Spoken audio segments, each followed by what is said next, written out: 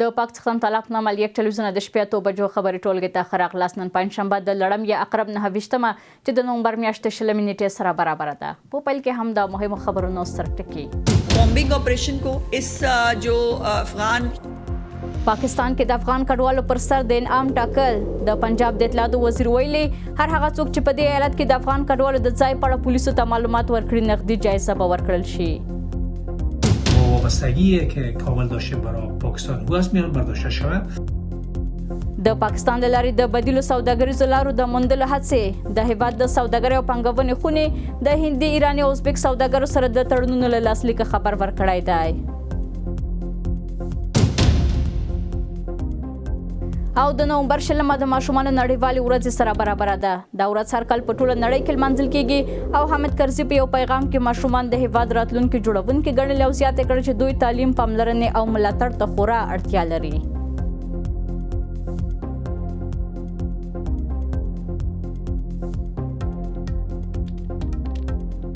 والو د ځای په اړه پولیسو ته خبرداري ورکړي، نقدي انعام به ترلاسه کړي. په ورته مهال کې په دې وروستیو کې له پاکستان ایستل شوي کډوال د پاکستاني پوځ د زشت او ناخوښ چلند په اړه خبرې کوي. ماشومان چې هیڅکله یې په پاکستان کې د غربت خوند نه دی لیدلی تازه بیرته راستانه شوي دي.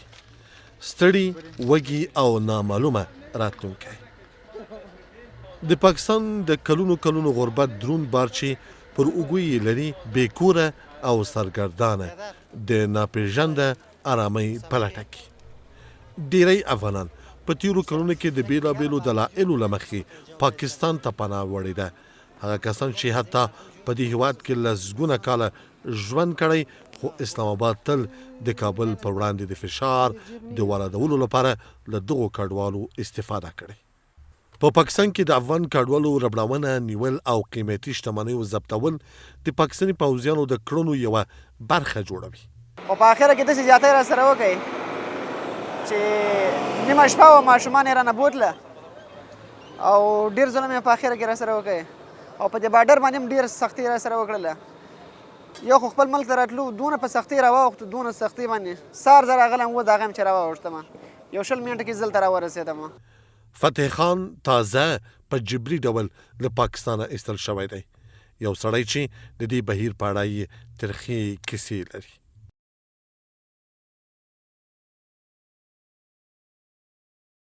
Bombing operation को इस जो अफगान په پنجاب ایالت کې افغان کډوال د کړاوونو سختې ورځې تیروي. تازه د پنجاب ایالت اطلاعاتو وزیر ویلي هر څوک چې د افغان کډوالو د پیژندنې لپاره پولیسو سره مرسته وکړي انعام به ورکړل شي. په پنجاب کې د بیا اسناد افغان کډوالو پر ضد کمپاین روان دی او هر هغه وګړی چې په دې اړه باوري معلومات وړاندې کړي د حکومت له لوري به نقدي انعام ترلاسه کړي. همدارنګه په تیرو 3 اونیو کې 6220 افغان وګړي له دې ایالت څخه خپل هیواد ته ستانه شوي دي. نو د پاکستان حکومت له موږ سره دومره زور زیاتی کړی ده که زه دا ټول بیان درته وکړم یقین دا خلک به وځاړي. نو مطلب مې دا ده چې موږ هسې راغلو ډیر خوشاله شو الحمدلله. خپل کاروبار مې د دوکانونه مې و هلته د خلکو کاروبار دغسې پاتې شو. د 50 کالو 500 کالو مطلب چې د چا کاروبار یو منټ وخت یې ورنکه. لا ګاونډي هیوادونو په ځانګړې توګه له پاکستانه د افغان کډوالو د شړلو لړۍ سره هممهاله د ملګرو ملتونو د پرختي پروګرام د اسیا مسؤل خبرداری ورکړی چې افغانستان د دې وړتیا نه لري چې د اروپایي هیوادونو له لوري بیرته لیږل کیدونکي افغان پناه غوښتونکي بیرته جذب او منسجم کړي. د سازمان ویلي چې د افغانستان اوسنی وضعیت او نړیوالې مرستو ته د لاسرسي کمیدل په سیمه ییزه کچه د دغو بیرته ستنیدونکو د ادغام بهیر لا ستونزمن کړی دی. په همدې حال کې د ایران د کورنیو چارو وزیر اسکندر مومني ویلي چې په هیواد کې له شاوخوا 6 میلیونه افغان کډوالو څخه تر 1 میلیون ډیر کسان افغانستان ته ستانه شوي دي. په پاکستان کې د افغان کډوالو پر وړاندې د تاوتریخوالي دوام په اړه د بس لپاره سره په ژوندۍ بڼه د سکایپ له لارې د سیاسي چارو شنونکی احمد خان اندړ صاحب را سره دی. اندړ صاحب تاسو ته ښه راغلاست وایم. له پاکستانه د افغان کډوالو د ستنېدو وروستۍ څپې پر ماشومانو او کورنیو څه اغېز لري او ماشومانو او کورنیو لپاره د روان کړکېچ اوږدمهاله پایلې څه کیدلی شي؟ د ستر سیکټر په نامه قدرمنې ګلسم بارام تاسو ته خپل ټولو درنو هیوادوالو ته سلامونه او نیک هیلې وړاندې کوم. علیکم سلام. دا چې نن 16 د نومبر د ماشومانو نړیواله ورځ ده او په دغه ورځ کې د پاکستان جابر او ظالم حکومت د افغانانو لپاره الټیماټوم صادروي او غوی باندې انعام دي چې د پنجاب د ایالت په جبر زور سره وشړي دا خلاف د هر راز بین الدول بین الملل او حتی د اسلامي قوانینو مناسکو برخلاف دي. خو له پاکستان په دې وروستیو کې موږ بل ته منسو درلودای. پاکستان نه یوازې چې د تیرو نږدې 15 لسیزو کې په افغان کډوالو ظلمونه کړي زموږ په هیواد کې ډېر لاسوهنې کړي دي. وروسته د افغانستان د اسلامي امارت تر راتګ څخه دوی بیا هم ډېرې تمې درلودې چې دلته به جګړې وي او افغانان په خپل کې جنگيږي. دوی بیا هم د افغانانو له وینو څخه ګټه پورته کوي خپل چارت د اقتصاد په چرخ شاولي. نو ځکه خو تاسو وینئ چې زموږ حریم هم نقص کړ زموږ خلک هم شهیدان کړل په نړیوالو سټیجو کې په افغانانو او په اسلامي امارت بې ځایه بې ثبوته تهمتونه کوي. د پنجاب یا د پنجابیانو څخه همدغسې تمه کېدی چې ځکه 2 اونۍ وړاندې مریم نواز د نواز شریف لور هم اعلان وکړ چې حتی په جماعتونو کې اعلانونه کوي د افغانانو سره راکړه ورکړه تجارت او حتی هیڅ مه ورباندې پلورئ. یعنې دا چې دوی ډېر ظلم کوي په افغانانو. تېرې 2 ورځې وړاندې په سپین بولدک کې زموږ د افغان کډوالو ماشومان د یخنۍ څخه مړه شول. دا ټول هغه څه دي چې پاکستان غواړي زموږ مهاجرین یا کډوال دوی علاوه فشار وګرځوي او کومې غوښتنې چې ټول ناروا دي د افغانستان په اسلامي امارت باندې ومني. خو زه فکر کوم چې دوی لکه اوبو چې وړي وي هرې خواته لاړ شه چې هیڅ یې هم لاسته نه راځي.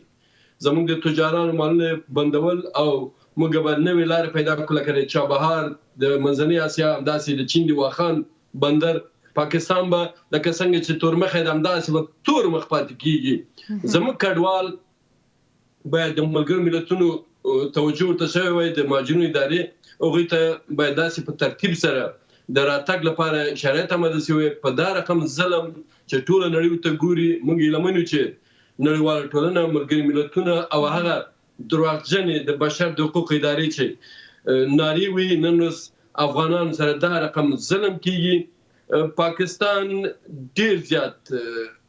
ستونزې غواړي چې د افغانانو ته مخ ته واچوي. خو افغانان کډوال هم هغه څوک چې زه خپل هم کډوال یم زما نه خفه کېږي. خو زه په داسې هېواد کې یم چې ټول حقوقو شرایط مې شته او په دغه شرایطو کې هم که چېرې ماته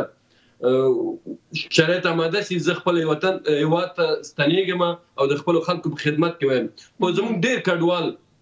چې په ایران او پاکستان کې ځورېږي دوی باید پوه شي چې خپل وطن ته راستانه شي او هغه څه کاروبار تجارت چې دی هغه باید په خپل هېواد کې ترسره کړي. ځکه چې دوی په سترګو ویني په دوی باندې ظلمونه کېږي په زندانونو کې لویږي ووهل کېږي ټکول کېږي کورونه ورانېږي. حتی اغلې ګلسم بارام چې زموږ په کډوالو باندې په ایران او پاکستان کې جنسي تجاوزونه کېږي د هر راز بشري او اسلامي حقوقو برخلاف په دوی باندې ظلم روان ده. نو دلته یوازې دا نه چې موږ تل د ګاونډیان ملامت کوو. دوی خو همدغسې ظالم دي په دا 50 کلو کې په موږ ظلمونه کړي دي. د افغانستان د اسلامي امارت قسم ټوله پړه موږ په اسلامي امارت نه سو راچوي ځکه دا د تیرو حکومتونو د ستونزو او د یرغلونو هغه زیږنده ده چې زموږ په میلیونونه چې د ملګرو ملتونو په احصایه کې ډېره برخه یا سلنه د افغان کډوال چې په نړۍ کې مهاجر دي. د دې لپاره باید دوی هڅې وکړي د ملګرو ملتونو سره وغږیږي د نړیوال ټولنې د یوې نامالې ادارې سره وغږیږي د مهاجرینو د هغو ادارو سره وغږیږي چې زموږ کډوال په احترامانه توګه خپل هېواد ته راستانه شي او دلته په هېواد کې هم باید شرایط ورته آماده شي. د هغوی د کار او د ژوند همداسې باید د مهاجرینو وزارت د کار وزارت او همداسې د کورنیو چارو وزارت او ستره محکمه دلته ډېر رول لري. ځکه زموږ داسې کډوال شته چې هغوی راشي خپل کورونه خپل کلي نه پېژني پلرونه وفات شوي دي دوی ځوانان دي افغانستان لیدلی نه ده دوی مځکې کورونه یا خپلو خپلوانو غصب کړي دي او یا لکه زه چې د شمالي ولایتو یم او شمال کې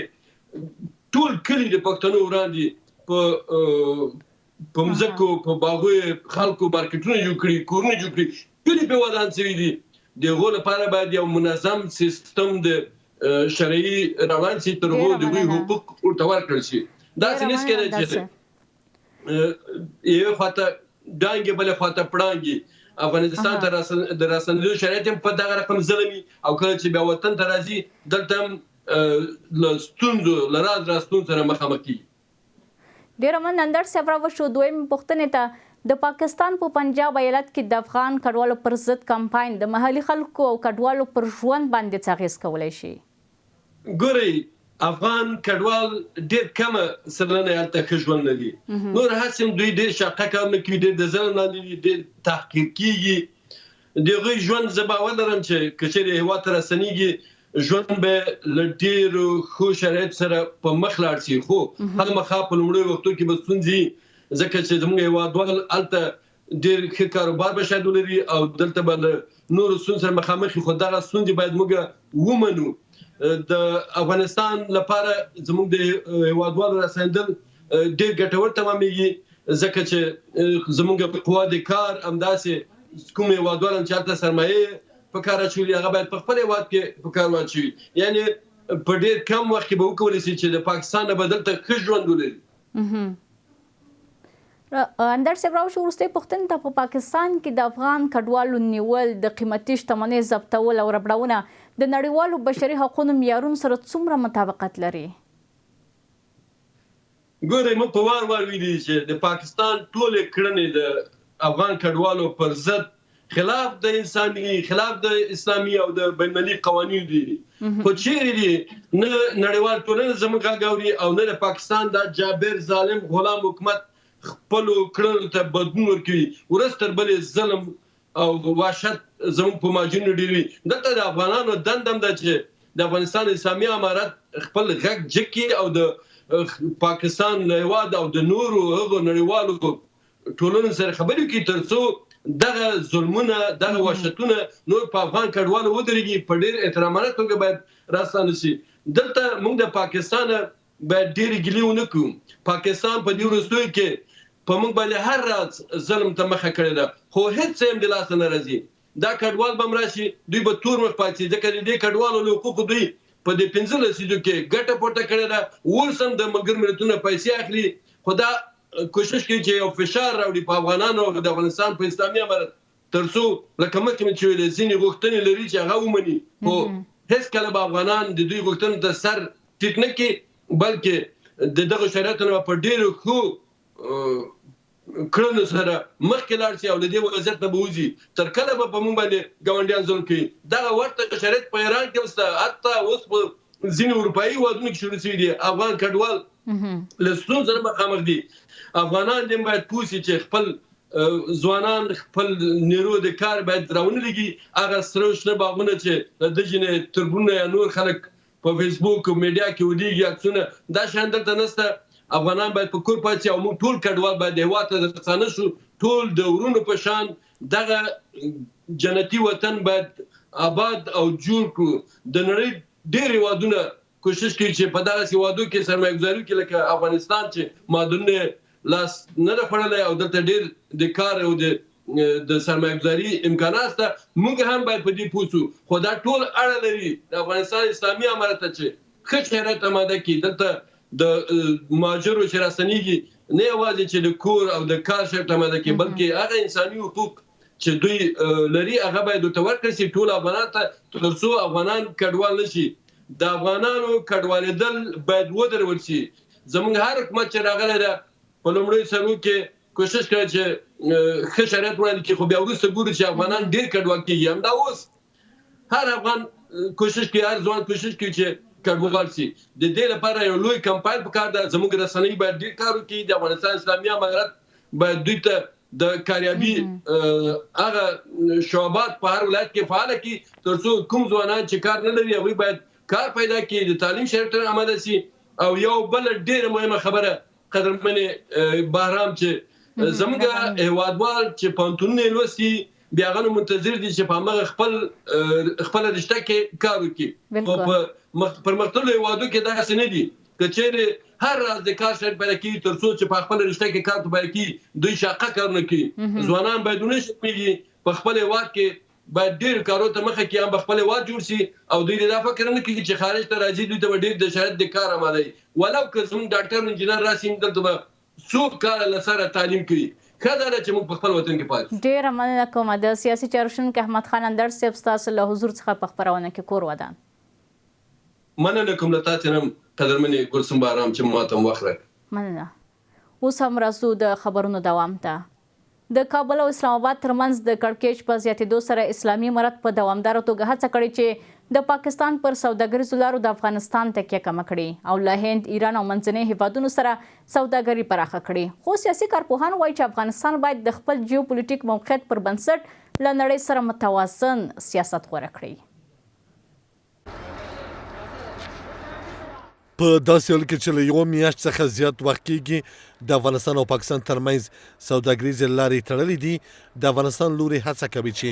د پاکستان د لارو پر ځای د سوداګرۍ بدیلې لارې ومومي. پرون د صنعت او سوداګرۍ وزیر نورالدین عزیزي د لوړپوړي پلاوي په مشرۍ هند ته ولاړ او ټاکل شوی چې د چابهار بندر له لارې د سوداګرۍ د پراخولو په اړه د هغې هېواد له چارواکو سره خبرې وکړي. د ریپورټونو له مخې هندوستان چې د پاکستان سخت رقیب بلل کېږي غواړي د افغانستان د اقتصادي زیربناو په جوړولو کې همکاري وکړي. د افغانستان او هندوستان د اړیکو تودوالی تل پاکستان خفه کړی او هغه هېواد څو ځلې هڅه کړې چې د خپلې نامنۍ پړه پر افغانستان او هندوستان واچوي. رقابت‌های نادرست ناسالم و همچنان تهدیدهای امنیتی میتواند باعث تخریب مناسبات شده. صلح و ثبات منطقوی را همچنان در بین افغانستان و کشورهای همسایه به خطر مواجه بسازد. امیدوار است که سیاست بی‌طرفانه و حفظ تعادل در مناسبات افغانستان با سایر کشورهای جمله هندوستان